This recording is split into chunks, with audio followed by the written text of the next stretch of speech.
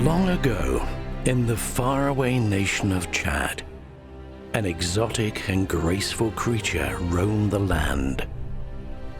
Its blade-like horns captured man's imagination, but would prove to be little defense against a changing landscape or a poacher's desire. And so this creature completely disappeared from the wild. Until now. This is the story of an ambitious mission, a calling to create an historic plan to save animals both endangered and extinct in the wild. And it begins with this striking species of antelope. The scimitar-horned oryx. Weighing up to 500 pounds, they gained their namesake from the sharp saber-like horns arching over their backs. And the more one learns about the oryx, the more extraordinary they appear. An ability to conceive only several days after giving birth meant these creatures once thrived in their droves across northern Africa. A true desert dweller, these creatures could survive months without water and turn nocturnal during the dry season. When rain did fall on the Sahel plains, the oryx could smell it on the winds from 100 miles away, making it a seasoned migrator. For thousands of years, the nomadic tribes of the region followed this natural water diviner to source what little existed across the arid plains. This special relationship between man and beast made the species an heroic icon for the people of North Africa. Though the tribes also relied on the oryx for their hides and as a source of food, they had little effect on the oryx population. This all changed in the late 1970s, when conflict threatened humans and animals alike, as regional clashes and the effects of poaching devastated the oryx population across the Sahelian landscape. By the early 1990s, there were no wild survivors. This beautiful creature could have been lost forever had it not been for the vision of one man. His Highness Sheikh Zayed bin Sultan Al Nahyan, founder of the UAE, first laid eyes on the scimitar-horned oryx in the 1960s. A true lover of animals, he was captivated by their beauty.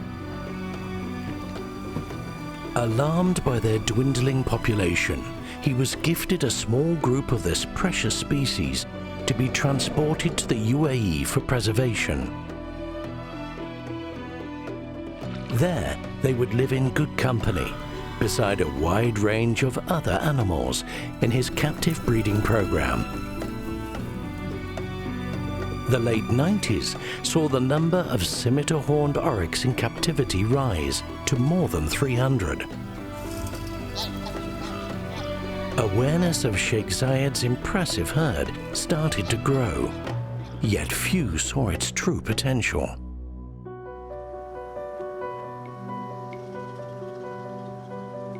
The Environment Agency Abu Dhabi took the lead in an ambitious plan to bring these majestic creatures back from extinction in the wild.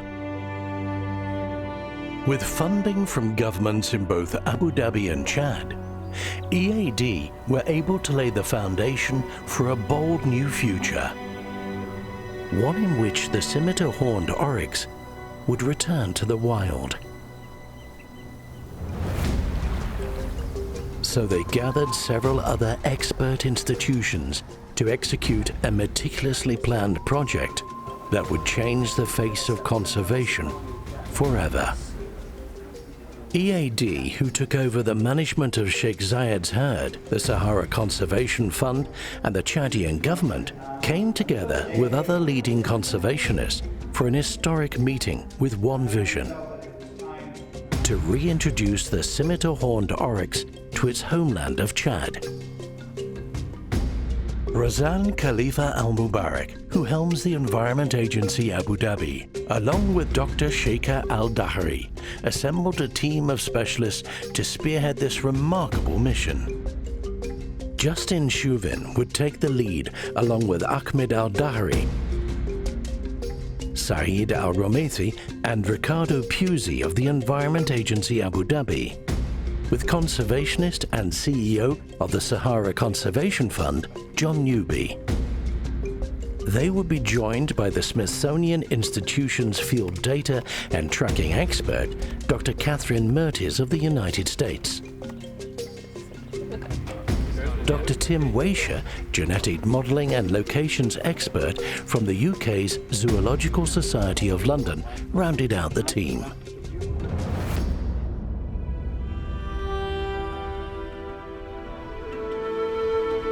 And so it was that Sheikh Zayed's beautiful vision would begin to be realized. Starting with this playful young female, descended from Sheikh Zayed's original group of oryx. Named Naya to reflect her Chadian ancestry, she lives at Abu Dhabi's Dalaika Conservation and Breeding Facility. In the comfort and safety of this center, Naya and her fellow oryx are multiplying. But Naya's UAE herd alone would not be genetically robust enough for reintroduction into the wild. To avoid health defects as a result of inbreeding, it became necessary to find other significant herds around the world that descended from those in Chad.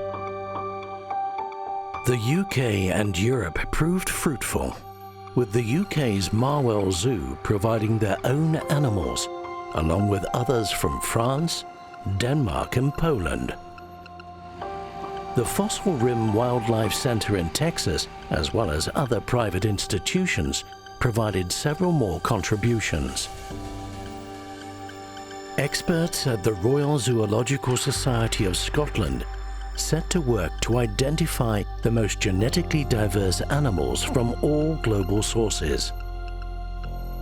But now, the hard work was just beginning.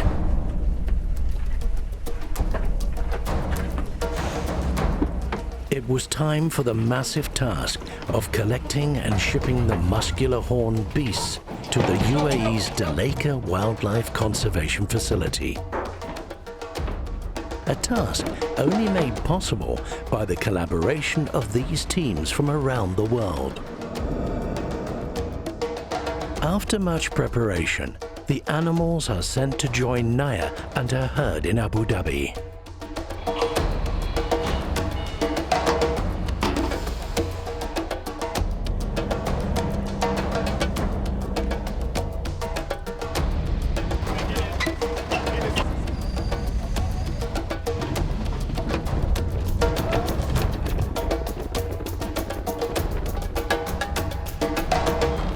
After an epic journey, this multicultural group would now be left for a few short months to bond.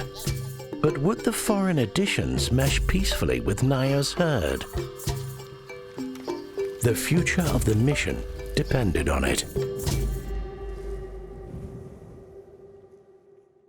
Whilst the oryx are being collected from around the world, Chad had been selected as the herd's new home.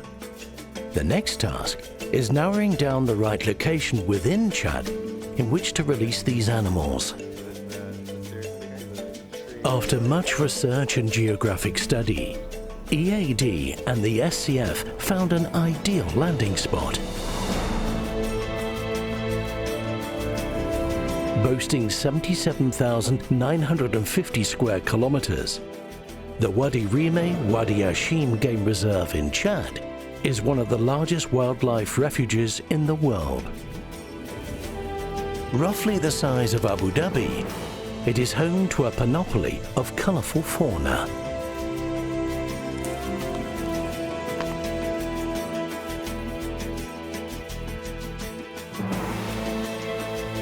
Water isn't plentiful year-round, but for the adapted species who live here, 3 months of rain during the wet season between July and September is just enough to sustain life. Perhaps most importantly, Dorcas and Dama gazelle, while endangered, are still surviving in the area. The presence of gazelle species was a crucial factor in determining where to send the oryx, as oryx and gazelle require much of the same natural resources to survive. The reserve's isolation would also help keep the oryx safe from hunters, roads, and other man-made dangers.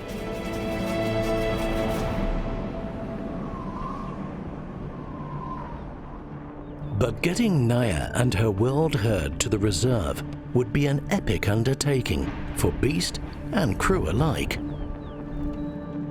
And so, construction begins on the temporary pens, an undertaking to fence 2 kilometers of squared enclosure. Here, the animals will be pre-released for collaring and observation, giving them a chance to acclimatize before their final release back to the wild. But now, it was time for Naya and the others to begin the long journey to the land from which their ancestors once came. But the homecoming would be fraught with potential complications.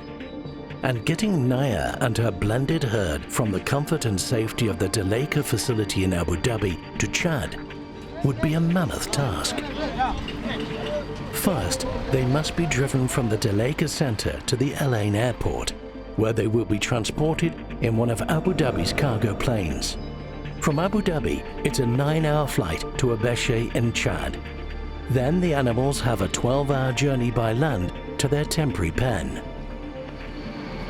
Every care is taken to maximize the comfort of the herd, so they arrive by night, as the heat is less of a factor and oryx are calmer when it's dark. They are greeted by a large welcoming committee as government officials, mission team members, and citizens of Chad eagerly await the return of the animals with whom they share very special historic ties. As the convoy embarks on the 12-hour journey to the reserve, spirits are high, but the perils of wilderness travel loom large. They're on their way, but far from in the clear. They begin their journey with their fragile cargo.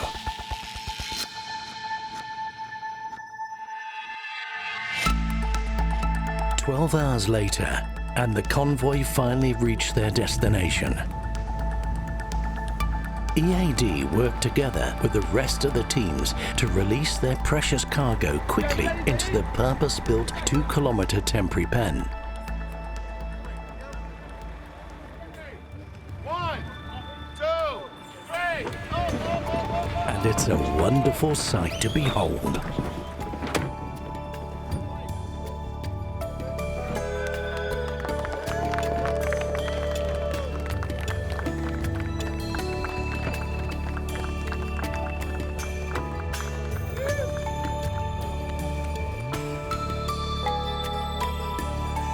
On that horizon there, just like the old days. Yep. Well done, guys. Whew. Naya and her world herd join a small group of oryx previously delivered from the UAE. But their stay in the enclosure will only be brief, allowing just enough time to acclimatize before their final release back to the wild.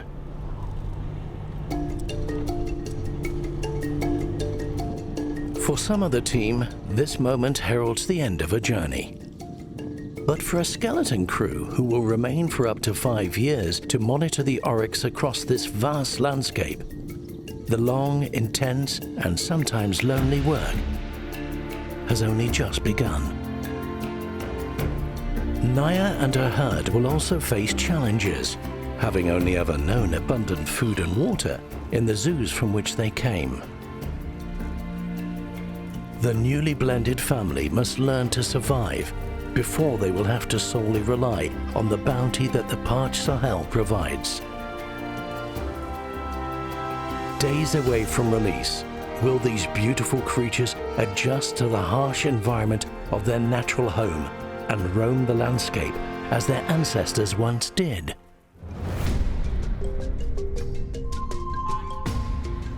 Beyond the physical adversity of their new situation, the scimitar-horned oryx still face the threat of illegal hunting and poaching, which had driven them to extinction in the past.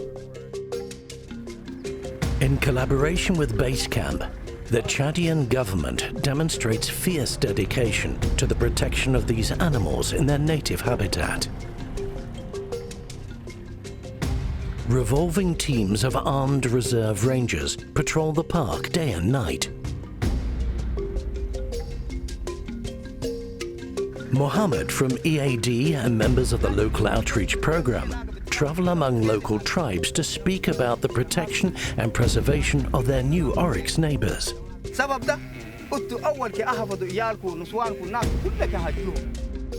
Only time will tell if these preventative measures prove to be successful.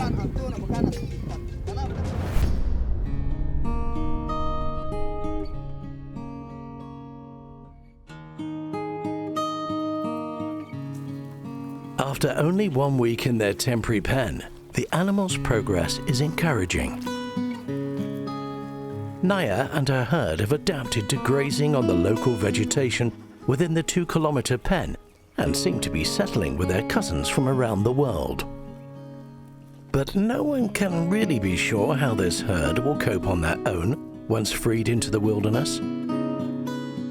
Will they be able to smell the rain on the wind like their ancestors in order to survive the dry seasons?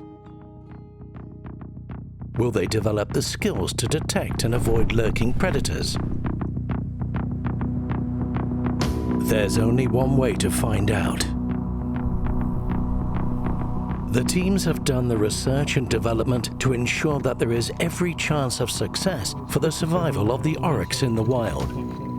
And part of this includes scientifically monitoring their location and learning from the data gathered.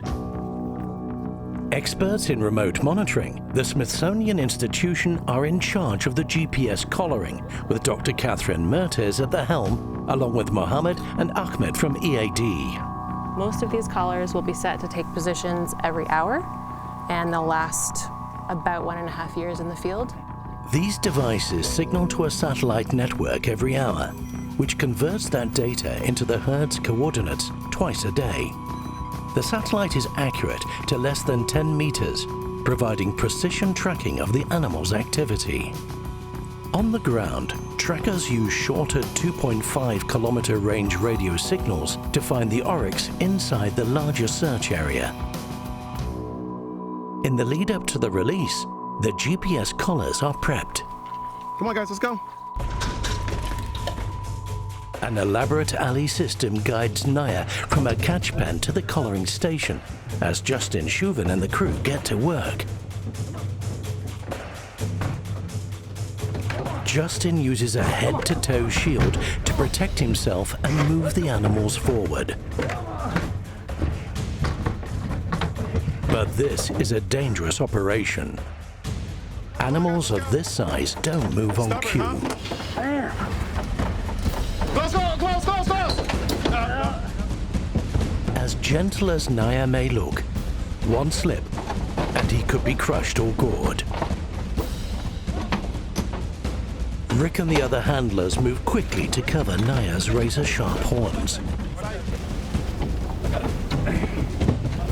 A blindfold keeps her as calm as possible during this stressful interaction.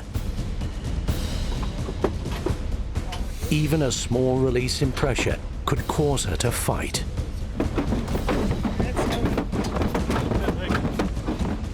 Saeed knows that she doesn't like being contained, so the team must work fast. Dr. Mertes attaches a GPS collar. Good. Dr. Weisha measures her horns. Okay. And Mohammed logs her statistics. Finally, Naya's teeth are checked for good health. Her blood is drawn, and her genetics will be recorded. After a thorough checkup, she's more than happy to leave the collaring station. There we go. How you are? Good one. Go on. Good girl. Yeah, good girl. Okay, guys, reset. The team move on to the next installation.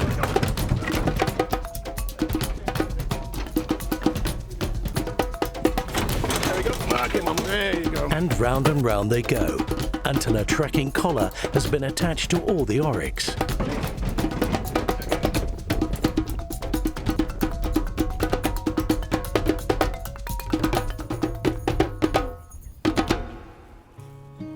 Naya and the world herd relax for the next few days to prepare for their final release into the wild. Regular checks are made to ensure the tracking devices are in full working order. A technical failure could mean that an oryx could wander off into the vast reserve and never be seen again.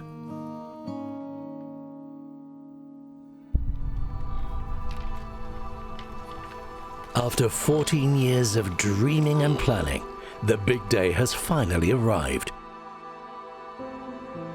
The morning is still and bright as everyone gathers nervously at base camp for this momentous occasion. Ahmed, you came all the way from Abu Dhabi. Why don't you open them up? Thanks a lot, Justin.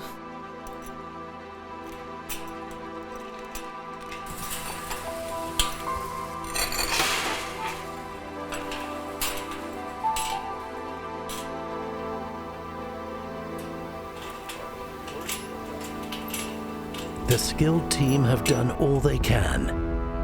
Now it comes down to the oryx's own ability to tap into their primal instincts. Excitement and anticipation build. It's been nearly 20 years since oryx hooves have roamed free on the Chadian soil. And this, like every great journey, begins with a single step.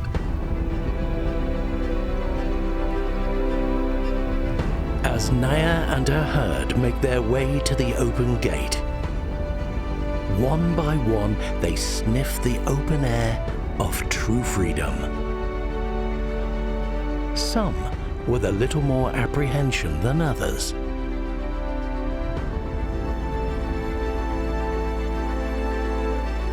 Naya seems to hesitate, perhaps unsure of what awaits her in the wild, or perhaps she's taking a final moment to say goodbye to the team that worked so tirelessly to bring her home. Eventually, Naya knows her time has come.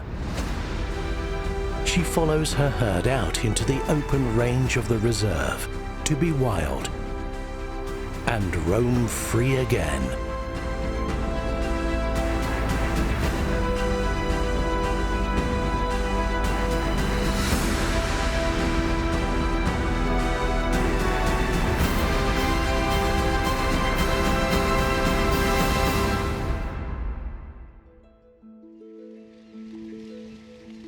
While Naya and her herd are taking their first breaths of freedom, the work doesn't stop for the Environment Agency Abu Dhabi.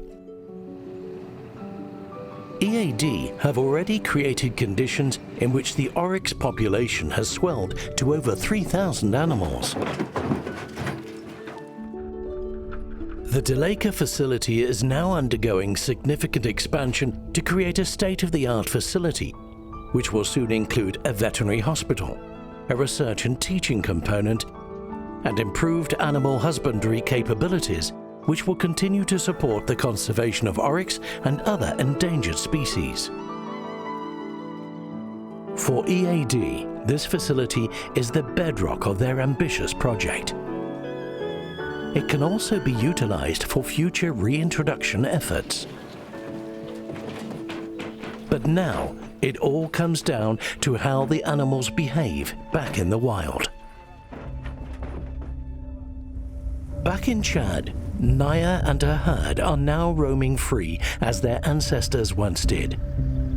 But unless they can be located, there is no way for the team to know if the goal of creating a large-scale reintroduction of a species from captivity to wild has been a success. Using the ZSL and the Smithsonian Institution satellite system linked to the collars installed on the Oryx, Dr. Weisha, along with 2 local apprentices and Saeed from EAD, set out to track and locate the herd. I will send you all of the locations from all of the Oryx. Okay, so we better move. Yeah, let's go. Good luck in the field, guys. See you later. Yeah, let's get up for it.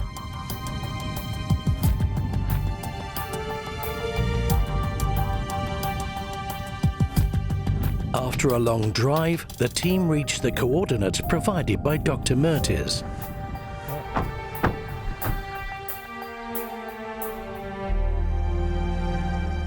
There's no visual sign of Naya and her herd, but the short-range radio equipment will detect the animals' movements if they are in the near vicinity.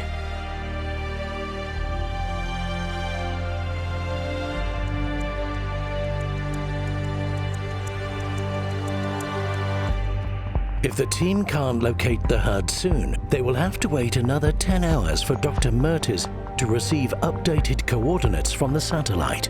Habib, tu vois quelque chose? Pas vu, okay. Now they follow the detailed tracking protocol and keep their search within a 2.5 kilometer radius of the original GPS.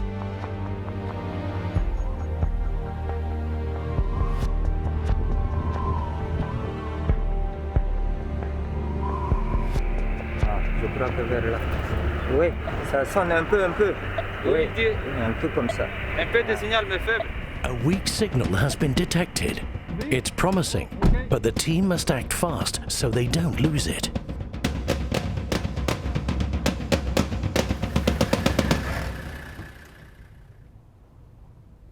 Finally, after a detailed search, the team is rewarded.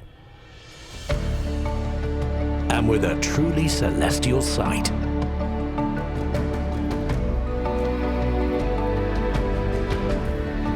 There in the scorched earth, Naya and her family have successfully made a wildlife for themselves, complete with new life. The Environment Agency Abu Dhabi have created a plan for the reintroduction of extinct species on a scale never seen before in history. The success of both this initiative and the breeding center in Daleka means this template can be utilized by conservation organizations around the world. There are currently over 90 scimitar horned oryx surviving on their own in the wild. There will be 200 by the end of 2018, and Naya's herd is expected to grow to 500 in the near future. This historic collaboration led by EAD with the Sahara Conservation Fund and the government of Chad proves that borders are no barrier to do great things for our planet and all the creatures on it.